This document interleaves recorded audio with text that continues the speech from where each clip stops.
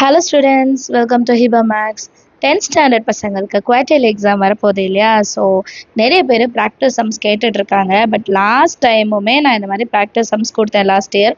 But கொஞ்ச நாளுக்கு அப்புறம் ஃபாலோ பண்ணல. பட் இந்த வாட்டி நீங்கள் எல்லாருமே ஃபாலோ பண்ணுவீங்கன்னு நம்புகிறேன். ஸோ அதனால் இன்றைக்கி ஃபர்ஸ்ட் வீடியோ உங்கள் ப்ராக்டிஸ் சம்ஸில் சரிங்களா? இந்த வீடியோவில் வந்து செகண்ட் சாப்டரோட இம்பார்ட்டன்ட் 5 மார்க்ஸ் கொடுத்துருக்கேன். இப்போது இந்த கொஷின்ஸ் எல்லாமே நீங்கள் ப்ராக்டிஸ் பண்ணணும், எழுதி பார்க்கணும், புக்கில் நோட் பண்ணி வச்சுக்கோங்க. எனக்கு எழுதி கொஷின் பார்த்து வீடியோ பார்த்து எழுதுறது கஷ்டம். புக்கை எடுத்து நீங்கள் நோட் பண்ணிவிட்டு சைடில் இம்பார்ட்டண்ட் அந்த சிம்பிள் வந்து போட்டு வச்சிட்டிங்கன்னா உங்களுக்கு வந்து இது கண்டிப்பாக யூஸ்ஃபுல்லாக இருக்கும். சரிங்களா? ஸோ இதில் இருக்க எல்லா சம்முமே பார்க்கணும், ரொம்ப முக்கியமான விஷயம் தான். ஏன்னா நமக்கு வந்து டைம் நல்லா இருக்குது, இன்னும் 1 மந்த் இருக்குது. இந்த 1 மந்தில் வந்து இந்த ரிப்பீட்டடான கொஷின்ஸ் எல்லாம் நீங்கள் பார்த்தீங்கனாலே உங்களால் ஒரு 85+ மார்க் வந்து எடுக்க முடியும். சென்டம் எய்ம் பண்ணுறவங்க எல்லா கொஷினையும் பாருங்கள். இதுக்கெல்லாம் கொஞ்சம் எக்ஸ்ட்ரா இம்பார்ட்டன்ஸ் கொடுங்க. சரிங்களா?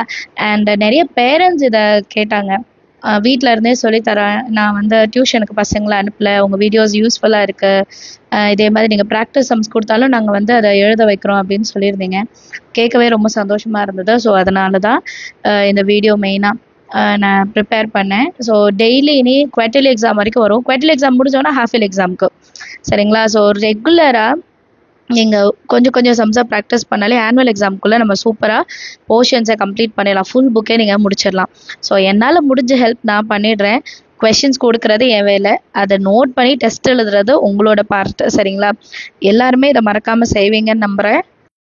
இந்த கொஷின்ஸோட ஆன்சர்ஸ் எல்லாமே நம்ம சேனலில் இருக்குது. ஸோ கண்டிப்பாக நீங்கள் அதை பார்த்தாலே உங்களுக்கு வந்து ஆன்சர்ஸ் தெரிஞ்சிடும். ஒரு வாட்டி ரெஃபர் பண்ணிவிட்டு நீங்கள் டெஸ்ட் எழுதுங்க. இல்லையா நான் ஆல்ரெடி இதெல்லாம் தெரியும்னாலும் பரவாயில்ல, டெஸ்ட் எழுதுங்க.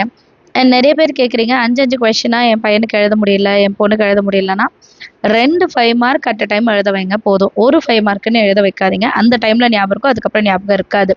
ஸோ முக்கியமான விஷயம் 2 5 மார்க்காவது எழுதணும்.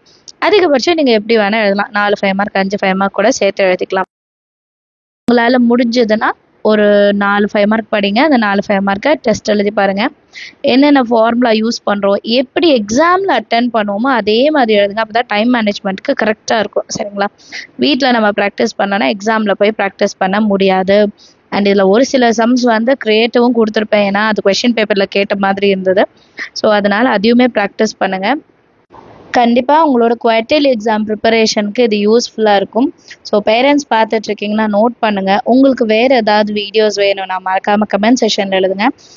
ஸ்டூடெண்ட்ஸ் உங்களுக்குமே ஏதாவது வீடியோஸ் வேணும், இது பற்றி எனக்கு எக்ஸ்பிளைன் பண்ணுங்கள், இதில் கன்ஃபியூஸாக இருக்குது, நிறைய பேர் லைவில் பேசியிருந்தீங்க, எப்படி போர்ஷன்ஸை ஸ்ப்ளிட் பண்ணி படிக்கிறது தெரியலன்னு, எப்படி இருந்தாலும் நீங்கள் கமெண்ட்டில் எழுதுங்க, நான் அதுக்கு ரிப்ளை பண்ணுறேன். இந்த வீடியோ கண்டிப்பாக உங்களுக்கு யூஸ்ஃபுல்லாக இருந்திருக்கும்னு நினைக்கிறேன். அடுத்தடுத்த வீடியோஸ் நீங்கள் ரிசீவ் பண்ணுறதுக்கு மறக்காமல் சப்ஸ்கிரைப் பண்ணிட்டு பெல் ஐக்கான் செலக்ட் பண்ணுங்கள். அப்போ தான் நெக்ஸ்ட்டு ப்ராக்டிஸ் சம்ஸ் என்னன்ட்டு உங்களோட நோட்டிஃபிகேஷனுக்கு வரும். All the very best. நம்ம சேனலை மறக்காமல் சப்ஸ்கிரைப் பண்ணிவிட்டு உங்கள் ஃப்ரெண்ட்ஸ் சர்க்கிள்க்கும் ஷேர் பண்ணுங்கள். தேங்க்யூ ஸோ மச் ஃபார் வாட்சிங்.